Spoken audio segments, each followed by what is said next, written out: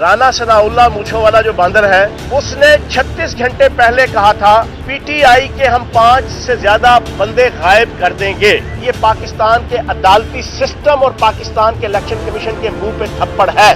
ہم آہ بھی کرتے ہیں تو ہو جاتے ہیں بدنام، وہ قتل بھی کرتے ہیں تو چرچا نہیں ہوتا۔ ان کی کوئی دلچسپی نہیں ہے اس آل پاکستان لوٹ مار ایسوسی ایشن کی کہ پاکستان کو بچایا جائے، سنبھالا جائے۔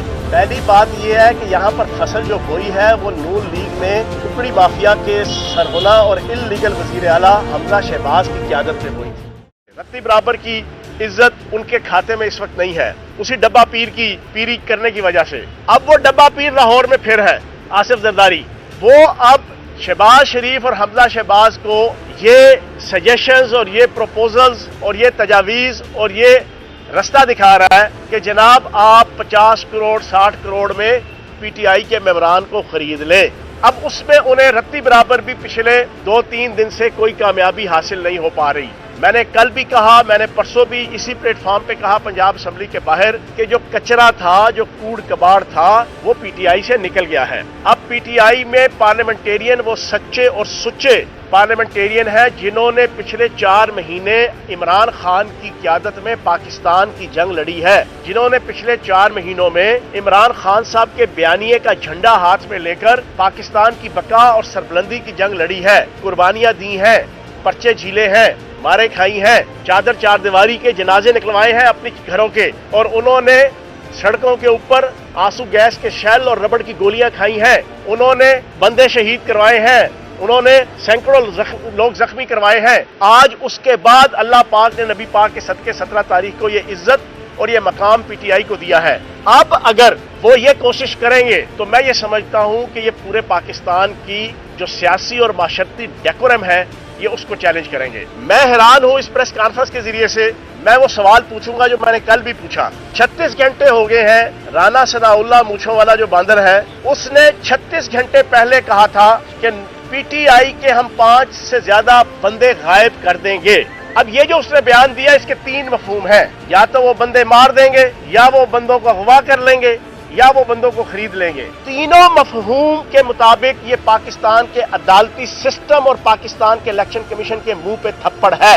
یہ بڑا کلیئر کٹ میں کہہ رہا ہوں۔ ان تینوں مفہوم کو اگر مد نظر رکھ لیں، اس رانا ثناءاللہ کے، اس قاتل داخلہ کے، اس تینوں مفہوم کے مطابق پاکستان کے عدالتی سسٹم کو اور پاکستان کے الیکشن کمیشن کو سوچنا چاہیے کہ ان کے ساتھ اس بندے نے کیا حشر کیا ہے، ان کے ساتھ اس بندے کی اس بڑک، اس دھمکی کی، ان کی عزت اور ان کے وقار کے اوپر کیا حرف آیا ہے۔ لیکن بڑے افسوس سے کہوں گا 36 گھنٹے گزرنے کے بعد ابھی تک کسی الیکشن کمیشن نے نوٹس نہیں لیا۔ 36 گھنٹے گزرنے کے بعد ابھی تک 184(3) کے تحت سپریم کورٹ نے نوٹس نہیں لیا کہ تم نے کس بہاف پہ اور کیوں پاکستان 21ویں صدی کے اندر ایک جمہوری سیولائز معاشرہ ہے، تم وزیر داخلہ کی حیثیت سے یہ بیان دے رہے ہو۔ پاکستان کی نام نہاد 2 نمبر انلیگل امپورٹڈ حکومت کے وزیر داخلہ کی حیثیت سے تم نے یہ بیان دیا تو دیا کیوں؟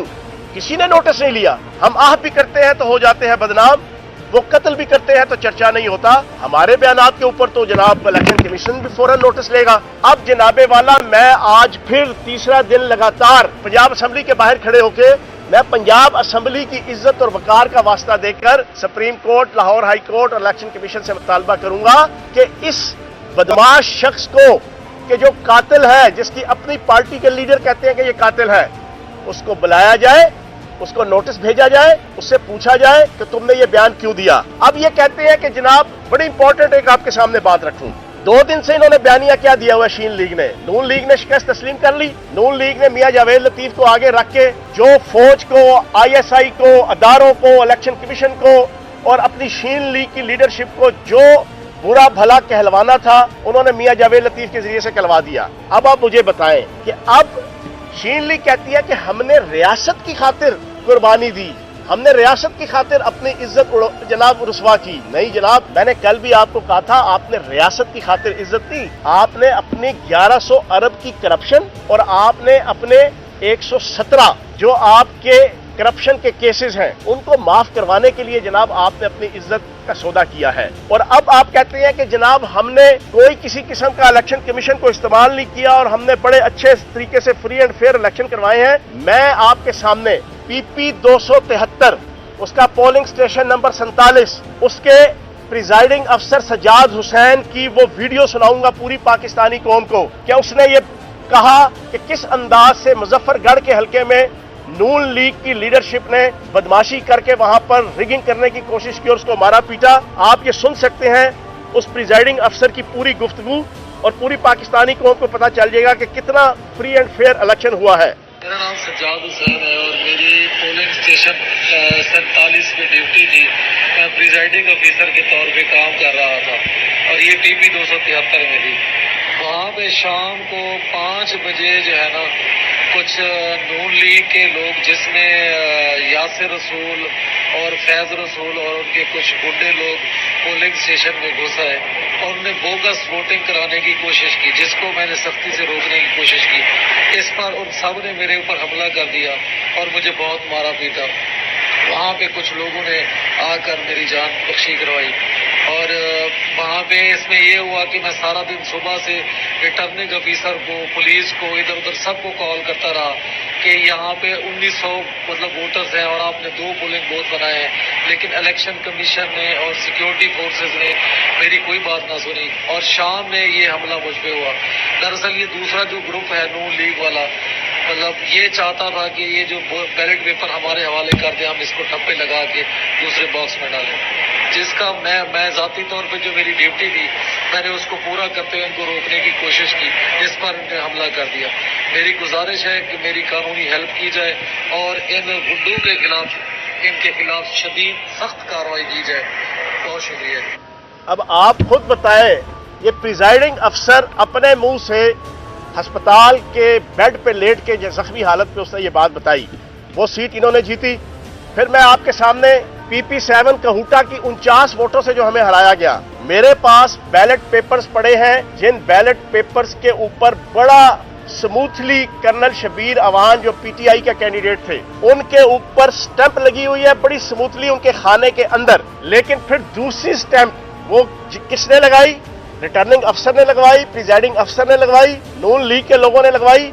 दूसरी स्टैंप एक चौड़ी सी जनाब लगाई गई जिसका दूसरा हिस्सा जनाब दूसरे कैंडिडेट के खाने के ऊपर लग रहा है और इस बुनियाद के ऊपर उसके वोट रिजेक्ट कर दिए गए। इस तरह जनाब हमारे 200-250-300 से ज्यादा वोट PP 7 के अंदर रिजेक्ट करवा के इन्हें 49 वोटों से जिताया गया। अब हम PP 7 के अंदर पिछले 2 दिनों से हम ये कह रहे हैं कि रिकाउंटिंग करवाई जाए, लेकिन रिटर्निंग अफसर सरीहन इनकार कर रहा है। रिटर्निंग अफसर सरीहन इनकार कर रहा है। मुस्तरद वोटों की कम से कम रिकाउंटिंग तो तुम करो, लेकिन उन्हें पता है कि इन्हीं मुस्तरद वोट जो 1700 के करीब हैं, इन्हीं में चक्करबाजी करके जो मैंने आपको बताया कि हमारे पास बैलेट पेपर्स मौजूद हैं, इन्होंने जनाब वो इलेक्शन जीता। अब 2 सीटें इन्होंने क्लियर कट धांधली करके जनाब ये जीत ली।